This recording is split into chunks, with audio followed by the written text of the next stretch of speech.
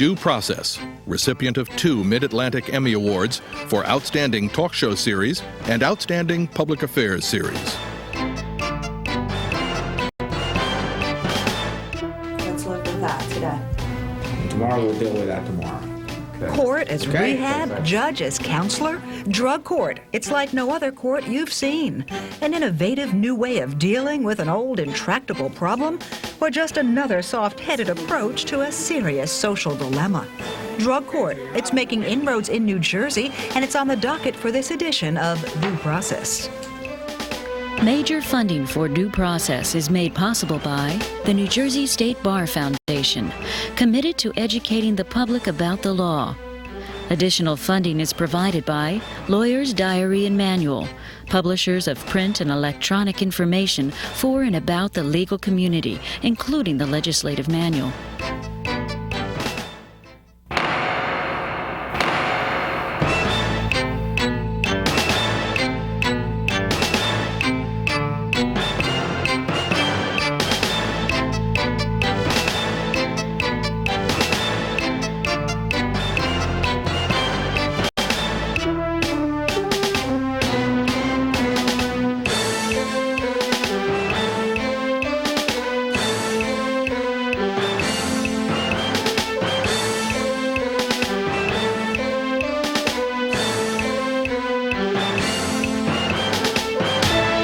Efforts to keep drugs out have been a dismal failure. Attempts to lock the kingpins up haven't proven much better.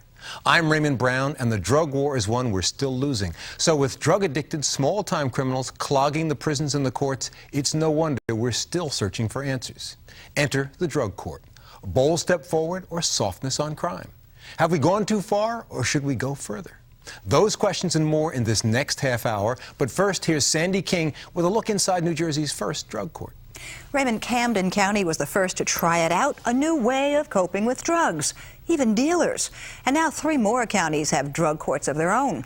They're an answer that perhaps ironically comes straight from the mainstream, made possible by no less than an act of an anti-drug legislature, which put even its own mandatory sentences on hold to make it happen. Are you going to get locked up today? No. Okay. So I'm not going for to get drunk today, either. and you're not going to get drunk. So for today, you are okay. Correct? Correct. Okay. Let's live with that today. And tomorrow we'll deal with that tomorrow. Okay. Okay? Okay, thank you, Ron. Okay, we'll see you next week. It seems less like a court than a 12-step program, more like a sympathetic counseling session than a criminal being brought to justice. So he'll be coming every week. Okay? Okay, so you're not on the waiting list. Yeah. You're in. All right. And we'll see you next Tuesday afternoon, okay? Okay. Thank you. And in a sense, it's both. This is a real courtroom. This is a real judge. But it's not your ordinary kind of court. We require somebody that is drug dependent, is nonviolent, and has a limited criminal history. This is Drug Court, Camden County, New Jersey's first. And it's a whole new way of dealing with drug crime. Wayne is doing well, and I believe he was the speaker at the last meeting, and gives the other members a chance to see how a 12-step meeting is actually conducted. We're proud of you. Thank Keep up the good work. Thank you. We'll see you next week, guys. They're treated more like clients than like criminal defendants, and yet these men and women are both. This is enough stress on my mind right here, just coming here every week and, and just having to not be able to do what I want to do anymore, you know what I'm saying? All of them have a history of serious drug abuse and addiction, but with habits to support, most also became small-time drug dealers. Part of the job is distinguishing between people who are selling drugs as a lucrative business, because they are people who are in it for the money, from people who are merely selling drugs in order to support their own habit. Some even sold within 1,000 feet of a school. So whatever became of those mandatory sentences? We knew what we were doing was not working. I was tired of seeing the same people coming back into the system that they've sentenced in prison. They would come back, the prison system didn't treat their addiction. They would commit another crime because of their addiction, either burglary or would sell drugs to get relief for their habit. Keep in mind that incarceration doesn't involve any aspect of rehabilitation. So the odds of getting that individual back after a period of incarceration are much more likely. So the long-term cost of incarceration is still greater than, as far as we can tell, the drug court inpatient treatment would be. It took an act of the legislature to make way for what may seem a somewhat radical answer to a seemingly intractable problem. Under the statute, people who would otherwise be required to go to prison, for example, for selling drugs within 1,000 feet of a school, are now permitted by statute to get into a program like this and avoid prison altogether in favor of a inpatient drug program of at least 6 months. Still, there were some out-of-state models. Kansas City said it had worked there. Rochester reported good results, too. But Judge Thompson and a Camden committee checked it out firsthand. They liked what they saw. We saw some positive results. People who had been long-term addicts turning their life around, becoming productive citizens of society. Instead of being a burden on the taxpayers, they became taxpayers. It's the first time in my life in 36 years I've had an apartment. I had PSE&G now. I have a Bell Atlantic telephone. I have a job that I'm able to hold now. Been through the incarceration system, the state prison system. I was paroled 17 years ago, January 5th. In fact, for most of these drug court participants, this is not the first arrest or prosecution. These tend to be repeat offenders. The other courts, it was just for, for a little minor drug charge. And 9 times out of 10, I knew I was going to get probation. Yeah, Vince has been with us a long time. Yeah. It's time to start thinking about graduation pretty soon. He keeps up the good work. I will. Okay. I used to sell drugs, and I don't do that anymore.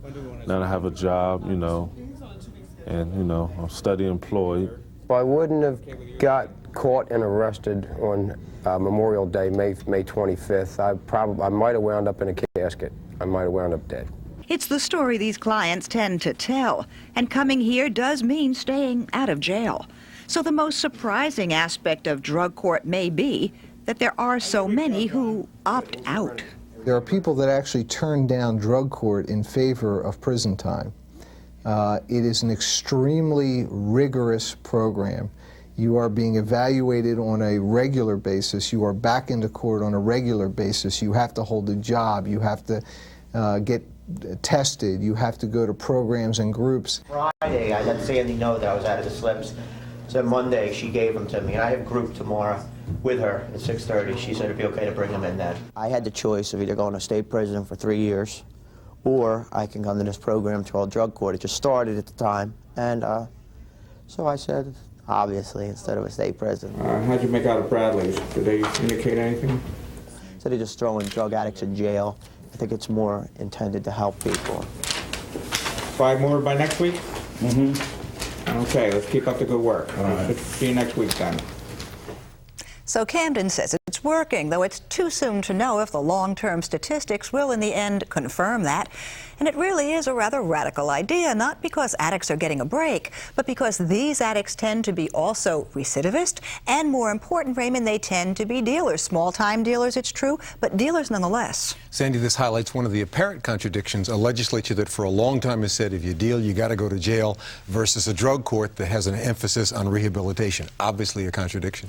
You wonder whether money may play a part here. It does cost a lot less to put somebody through drug court than into prison.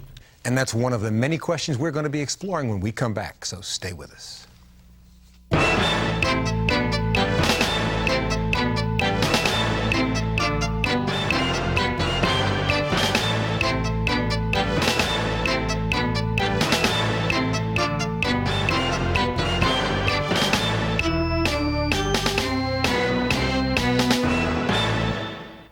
Well, I think some of them need to be punished with prison. I wouldn't say it was all rehabilitation, because so often they come out and they go back to the same thing all over again. I believe in punishment, but I also believe that, they should be helped some way. Rehabilitation's fine if they would keep with it, but I don't see where they would actually do that.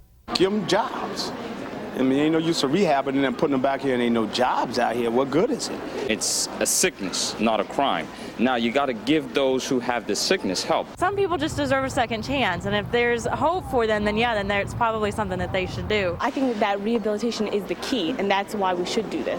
If you put them in rehab, that's really nice. Let's get them off the drugs, let's get them clean. They still need to pay for what they did.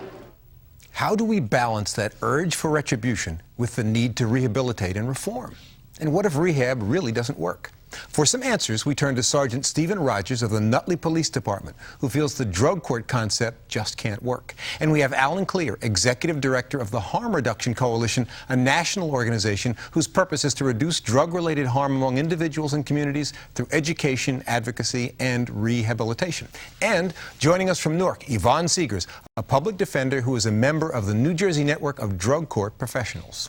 Mr. Clear, let me start with you and raise a question that seems to emanate perhaps from our legislature. We've had a long-term policy in this state that says basically if you deal drugs, especially in certain areas, or if you get caught more than once, you should go to prison. On the other hand, this drug court concept seems to say some of those same people ought to be treated differently. Is that a contradiction? Is that an inconsistency in our treatment? I think it's a move away from the current model that we have in this country of addressing drug use.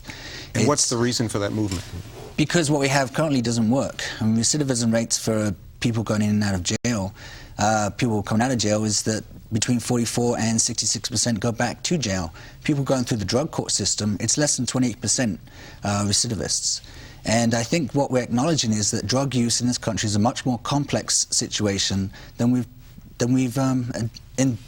in the way we've addressed it previously. Sergeant Rogers, is it your view that it's more complex and that we're moving in a new direction that's more progressive and imaginative? This, in my view, is another soft coddling approach towards what's becoming a national security problem. Drug dealers are terrorists. They terrorize our streets, they terrorize our neighborhoods, they terrorize our schools.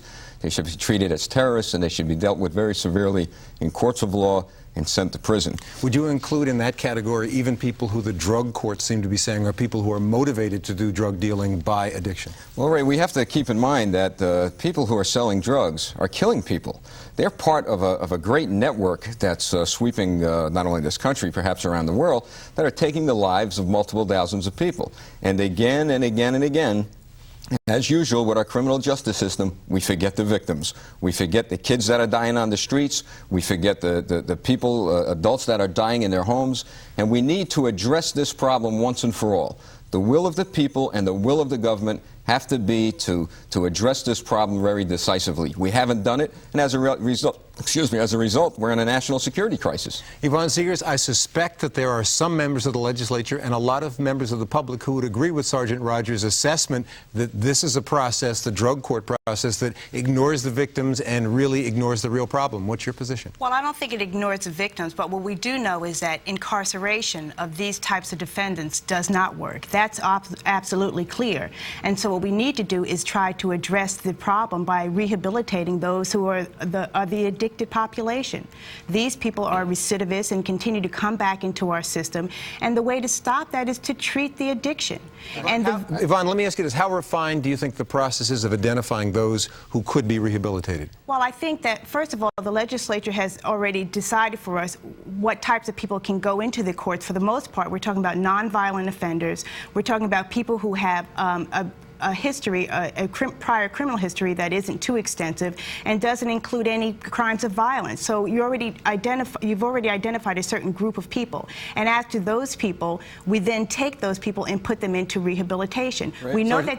Sergeant Rogers, what do you think about Ms. Seegers' analysis of the kinds of people we're talking about? I heard the same analysis in the 1970s. I heard the same analysis in the 1980s. It was Douglas MacArthur who said, if we don't learn from history, history is bound to repeat itself. And what history shows us is that the recidivist rate continues to grow, and that incarceration doesn't work. Because and you can continue. Prisons aren't prisons. We can continue. Your prisons aren't prisons. They're coddling these individuals. We need to get tough. We need to do what Puerto Rico did. We can continue to build jails, or we can try to rehabilitate those people. And if you don't break the cycle of addiction, you will continue to have victims and more victims. Remember, those addicts are probably people, for the most part, who have been victims themselves. The private sector has spent billions upon billions of dollars in rehabilitation processes that have not worked. Sergeant, let me come back to something you started to say. You would do something with men in prison. What would you do to deal with the problems of drug addiction if you do send people to prison? Punishment. The punishment has to fit the crime. These people. You mentioned Puerto Rico. What is the Puerto Rican The government of Puerto Rico a couple of years ago had such a problem in their inner cities, they sent the National Guard in. That's how desperate they were. They sent the National Guard into these housing areas, literally cleaned up these housing areas from drug pushers, and sent them away, sent them to prison. They're not back. They've empowered the people to take their neighborhoods back, and the bottom line is this: tough enforcement. We should talk about the difference, the distinction of these courts. These courts are, one, non-adversarial in approach. They include law enforcement, they include prosecutors and defense attorneys and judges. It's a non-adversarial approach to how you deal with this type of criminal behavior. The people who are participants in drug courts are volunteering at the point of a crisis in their lives. Yeah, the crisis is they're going to face prison. You got to be stupid not to go to drug court and figure out what's going to happen to you. Let me ask you this, Mr. Cleary. Do you think that the kind of crisis both Ms. Seegers and Sergeant Rogers are talking about, the crisis of possible incarceration and a continued loss of productive life, is that enough to motivate people into rehab that really works? I mean, I think that, yeah, I think what we've seen from drug courts is that they do work, that it's a partnership between the criminal justice system and the individuals being caught selling or using drugs.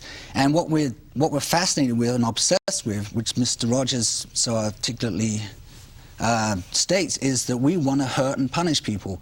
And that's what jail is about, and that's what prison is about. It's like trying to destroy people. When we take people who are addicted to drugs, already have poor self-esteem, little opportunities in life, because we're talking about poverty here, we're going to put them in a situation where there is no hope for that person coming out. Let me talk about the proposed approach, because the question that really comes up again and again with people who are critical of this process is, does rehabilitation really work? Do we have modes of rehab that really work? Do jails work? Do jails eliminate crime? Do they eliminate drugs? No, they don't. We've got Clinton trying to eliminate drugs in jail. If you can't keep drugs out of jails, what good are they? We've got to look at something different to that, and we haven't ended drugs in Puerto Rico yet. We have an enormous AIDS problem in Puerto Rico as a result of drugs, and with the result of the current system of addressing the problem. What we need to do is look at alternatives, look at sensible ways of addressing the drug crisis in this country, and not punish, punish, punish, because we're talking about American citizens here. We're not talking about some aliens from another planet.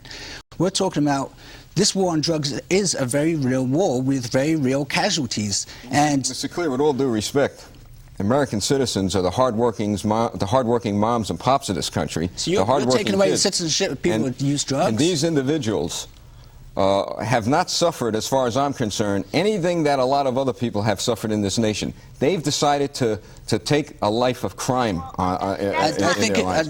Yvonne, you're obviously... And we forget that this is a criminal act. Yvonne? I think that, first of all, that's not true. The people who you're talking about, these defendants, are quite likely people who have been victims in the past, people who have been miseducated or ill-educated. There's a correlation between poverty and the people who, in fact, use drugs and become drug dependent and then become a part of our criminal justice system. Well, I would say, don't you think that there's a high rate of drug abuse also in people that are not in poverty, that have a lot of money? Well, I think, but we don't see them in jail, we don't see them in the drug courts. But you don't see them in drug court, and you don't see them in our criminal justice systems as much. And in fact, they have health care and other health insurance and other kinds of ways of dealing with their problems, because they may have access to treatment that the impoverished community may not have. What about getting good defense attorneys to get them off? Poor people can't get good defense attorneys. They don't have the money. One thing, well, first of all, if you got money, you don't go to prison. Well, some of the best attorneys are public defenders. So Ray Brown's one of the best public defenders. But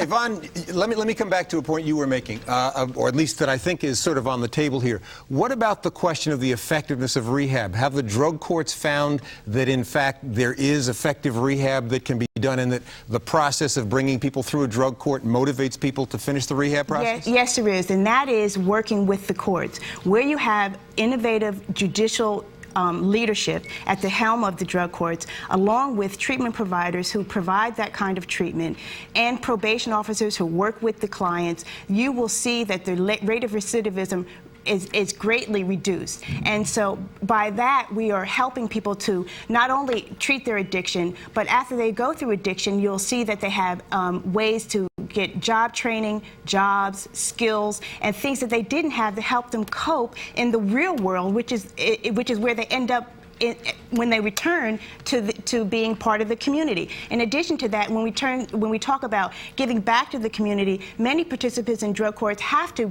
participate and perform community service. And so there is payback for our community. Now, it's my sense, because we've had a number of members of the legislature on this program, that there are a number of people in the legislature who would agree with you, Sergeant Rogers. What is your sense of how this proposal managed to get through the legislature and have the approval of the courts, if it's as counterproductive as you feel?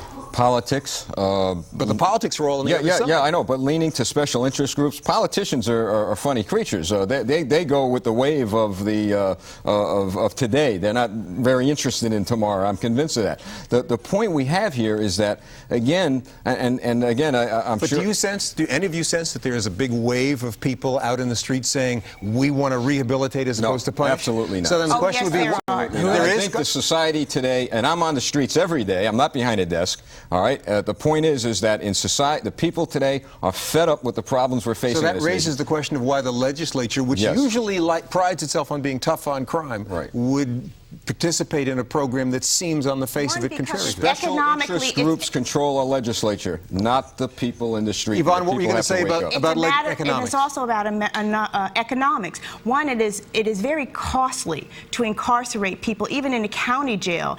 To incarcerate someone may take, at a county level, is $20,000 a year. When you can take that same person and put them into drug treatment on an intensive outpatient basis, and it may only cost between $1,300 and $3,000 to treat, and an inpatient bed may run you somewhere between $13,000 and $15,000. What about the victims? What about the victims? Does the cost argument that Ms. Seegers make appeal to you at all, Sergeant Rogers? Well, no, it doesn't. That society can benefit and have less expenditure of money by effective rehab. Look what we're talking about, money. We're not talking about lives on the street. Indeed, she could be very correct that when you look at a cost factor in dollars and cents, it may save the government money. But most of those individuals in this criminal justice system who are convicted of crimes and are coddled are back out on the street. It's been proven, and they commit more acts of violence against the people. Let's quantify that for a minute. I think you're talking about the system we have now. We're talking about systematic change, so we don't have people coming back. We have lower recidivism rates through the through the drug court system. Said that in the 60s. They said that in the 70s. We said it in the 80s. Here we are in the 90s saying the same thing. No, we're not saying the same thing. In fact, the participants who are allowed to enter into drug courts are those people who are nonviolent offenders, who do not have a violent past, and in fact, a drug dealer commits violence. They are charged with crimes, generally property crimes and crimes of theft, sir. Now, don't misrepresent. You steal a person's car, you stole their living from them. I don't think you understand what a victim is. Well, I don't understand what a victim is. Do not mischaracterize the type of participant that's part of drug courts, and that's what people do. They misrepresent what the courts are about. It's about. I'm sorry, Mr. Clear, you had another way of looking at victims? And I think you've got to look at both sides. If you're going to look at property crimes, you're going to look at people who are addicted to drugs. People addicted to drugs have a long history of problems, whether it's societal problems through their upbringings. People don't use drugs because they want to have fun. You don't think it's fun to be out on the street selling crack. You don't think it's fun to be out on the street selling sex. What kind of view do you have of people who use drugs when you can't see that that's a miserable way to live? Mr. Clear, I'm sure it is. But you know what the problem with today's society is? No one involved in these problems want to be held accountable, want to be responsible for their own actions. You're telling me that if I sell drugs to your child and that child dies, well, you have to take the approach, well, gee, you know, I've had problems in life, that's why that guy's on drugs. That's the problem we have. The controversy, I think, will be with us. As we wind down, let me ask each of you whether you think it's likely that we're going to see an expansion of drug courts or fewer. Mr. Clear? We're going to see an expansion of drug courts. This came from Janet Reno. It's supported by Barry McCaffrey. It's supported by people like Mitch Rosenthal from Phoenix House. Sergeant Rogers, is this an expanding concept, even though you disagree with it, or is it one that's going to disagree? It's a concept that's going to die a slow death. It'll be a death, but it'll be a slow death, and tough enforcement's the answer. Yvonne Seegers, the last word for you. Do you think this is a concept that's going to grow and catch on, or as Sergeant Rogers suggests, is it one that's going to die? It's going to be one that's going to grow, and it's going to expand, and people like Sergeant Rogers hopefully their mindset will change when they see the effectiveness of good drug courts. Is there much that could change your mind, Sergeant Rogers, coming out of these programs? Are you willing to look at the numbers, or do you think? No, I'll never be closed-minded to anything. Look at the numbers. If it works, I'll come back in the year 2000 and say, you can tell me I told you so. Oh, I'd love to be here. We'll have you all back much sooner than that. I want to thank you, Sergeant Rogers, Mr. Clear, and Yvonne Seegers. And that's it for this edition of Due Process. But be sure to join us next week when we explore yet another controversial issue in social justice. Until then, for Due Process, I'm Raymond Brown.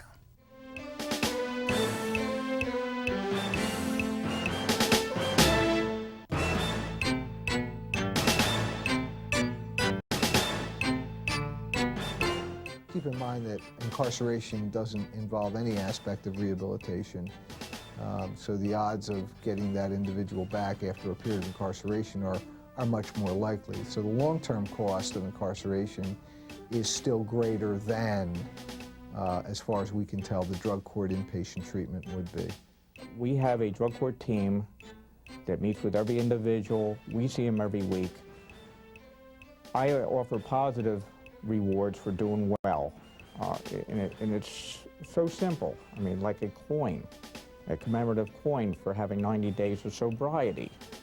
And you would think it's a very inexpensive thing, but when it comes up to 90 days clean, they remind me, Judge, you owe me a coin.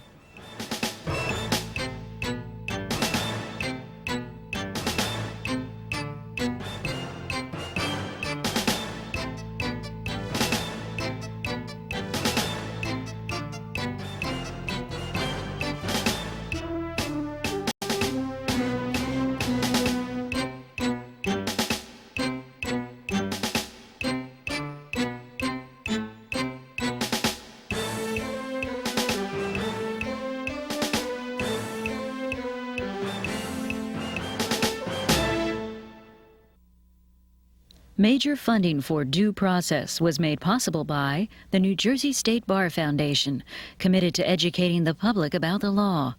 Additional funding was provided by Lawyer's Diary and Manual, publishers of print and electronic information for and about the legal community, including the legislative manual.